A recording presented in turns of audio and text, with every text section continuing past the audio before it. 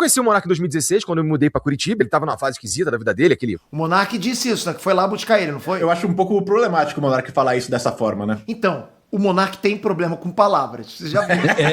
Não tem. Dá pra perceber de leve. Não é problemático o Monark falar isso, é problemático o Monark falar. Qualquer coisa. Budão. E em 2018, quando eu fui falar com ele pra gente fazer uma coisa nova, aí ele falou da ideia de fazer o podcast. E qual era o momento que a gente tava na nossa vida ali? Cara, eu tinha os meus canais no YouTube, eu era reconhecido, eu sou reconhecido dentro do nicho, por exemplo, de fighting games, né? Vira e mexe, tem os caras falando ainda de GTA, de Mario Maker, etc. E eu tava fazendo as minhas lives lá no Facebook, que eu ganhava muito bem a ponto de eu conseguir ter as minhas coisas tudo em dia. E eu tava juntando um dinheiro pro próximo projeto que eu ia fazer, porque eu sabia que as lives no Facebook, e assim como qualquer outra coisa na vida, não duram para sempre. Aliás, era uma época onde tava geral fazendo live. Era uma grande festa, era contrato de 10, 15 mil dólares sem precisar fazer nada. 200 pessoas assistindo a live, os caras pagando 12 mil dólares no mês, cara. É, cara. Me ofereceram isso também. Eu falei, porra, não dava, cara. É custo de oportunidade. Todo mundo fazendo live no Facebook, cara. Olha, o tio Mark deu dinheiro pra muita gente. Então, eu juntei um dinheiro. Com um dinheiro, Monark, vamos fazer uma parada junto? Que tal se a gente fizesse, por exemplo, um canal de unboxing? E ele falou, cara, é uma boa ideia, mas e se a gente fizesse um podcast? E eu confesso que eu não tinha assistido o Joe Rogan ainda. Ele tava nessa desde 2016. Olha, nessa época, eu vou falar pra vocês, podcast pra mim era só em áudio. Eu nunca imaginei podcast em vídeo. Era uma coisa muito nova, muito recente. O Jordan Peterson foi no Joe Rogan Experience pela primeira vez, e ele gostava muito de Jordan Peterson, tava numa fase da vida dele que ele tava completamente improdutivo, ele já tinha largado o canal dele, né, que... agora não dá mais. Ele era sócio de uma produtora que faliu, né? E ele não tinha renda. Qual era o dinheiro? Sabe essa história da produtora dele? Não. Se eu não me engano, ele montou uma produtora lá em Curitiba, comprou um monte de equipamentos. Eu posso estar enganado, tá? Quem acompanhou isso aí na época pode me corrigir. Deixou os equipamentos, tinham como se fosse um escritório, entraram lá e roubaram os equipamentos dele. Acabou que fechou a produtora. Cara, que maré, hein, Monark? Porra, cara. Mas vamos lá, chamou o Igor pra fazer sugeriu, eles queriam fazer um unboxing, então, um canal de unboxing, mas por que não um podcast? Que ele tinha feito com o YouTube no começo e tava guardado, tava no PayPal, tava em dólar, alguma coisa assim, que ele falava na época lá. E ele tava numa pira meio esquisita, porque ele tava vendo que ele não tava fazendo dinheiro e ele tava só gastando dinheiro. E as indicações que eu tinha, do que as coisas estavam meio esquisitas ali, era chegar na casa dele e a porta cheia de buraco de soco. Quem tava assistindo as lives... O quê? Monark esmurrando a porta dele na época. Caraca, cara. Pior que eu consigo imaginar o Monark com raiva, sabe? Os ETs estão me seguindo, porra! Meio pra ele, lá no final de 2018, vai lembrar disso. E é muito interessante o Monark falando no Facebook que eu arrumei chegar na casa dele e a porta cheia de buraco de soco. Quem tava assistindo as lives dele do contrato do Facebook que eu arrumei pra ele lá no final de 2018... Ah, olha aí, vocês perceberam? Então vamos lá. Olha o momento que os dois estavam. Tava rolando aquelas coisas de live e tal no Facebook. O Igor arrumou esse contato pro Monark no Facebook. Então, o Igor meio que deu, um respiro pro Monark financeiro. Isso é legal, cara. Isso é legal. Vai lembrar disso. E é muito interessante o Monark falar que ele que tava bem e que me salvou e tudo mais, quando eu tinha o contrato no Facebook, que...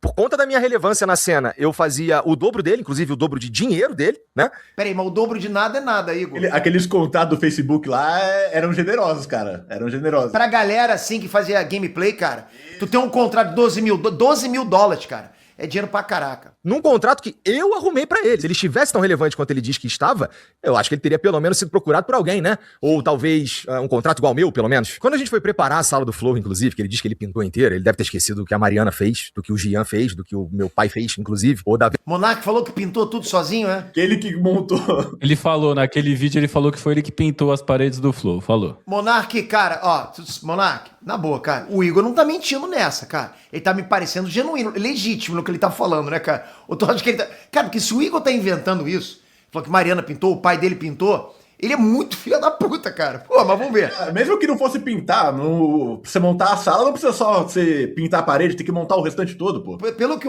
ele tá dizendo, o Monark falou que só ele pintou. Mas ele falou, vocês estão esquecendo que, pô, meu pai pintou, a Mariana pintou. Acho que o Monark esqueceu mesmo, cara. De repente, na cabeça do Monark, só ele pintou, meu irmão.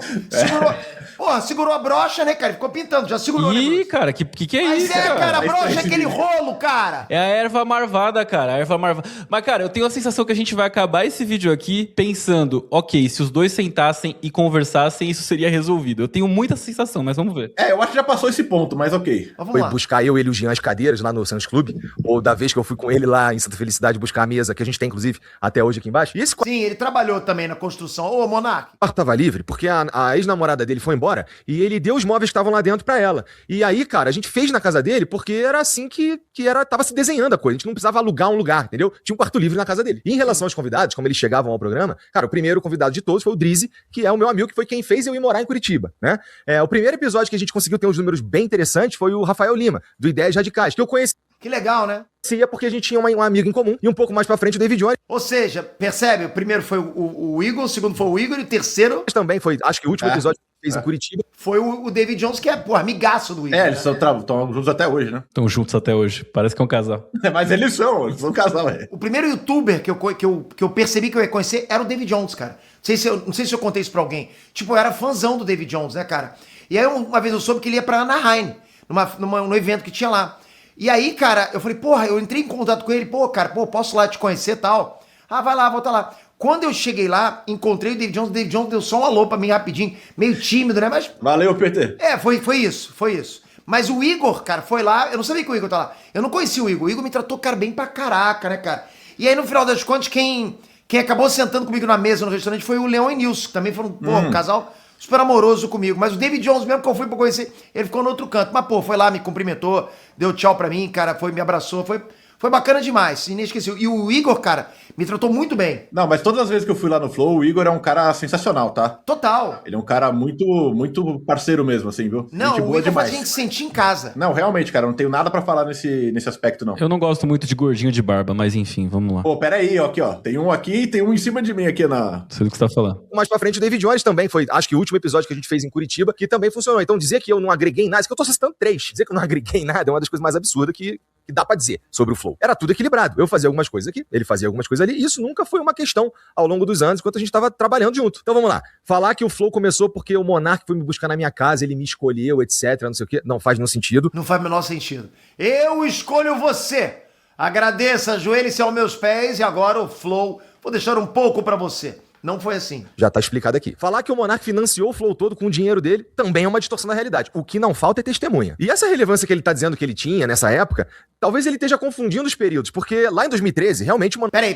Peraí. Agora acho que é consenso. O Monark, ele era mais conhecido que o Igor. Eu vou falar uma coisa aqui que talvez seja polêmica, tá? O Monark era mais conhecido que o Igor.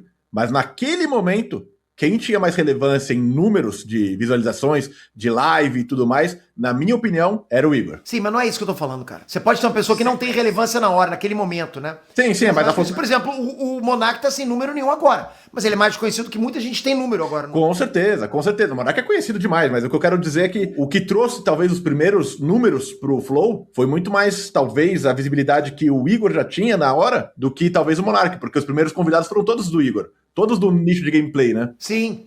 Eu vou até além. Eu acho, me diz se eu tô errado vocês, cara, mas eu acho que o Monark é mais conhecido que nós 3. Não é qualquer um que passa no Jornal Nacional sendo acusado de nazismo, cara. Não é qualquer um, não. Tem essa também, né? Não sei se ele é conhecido de uma boa forma, né? Monark era o maior youtuber do Brasil, ele perdia em números pra galinha pintadinha só, né? Só lá em 2013. E essa relevância que ele tá dizendo que ele tinha nessa época, talvez ele esteja confundindo os períodos, porque lá em 2013, realmente o Monark era o maior youtuber do Brasil, ele perdia em números pra galinha pintadinha só. Absurdo, gigante. 2013 foi o ano que começou o Enet.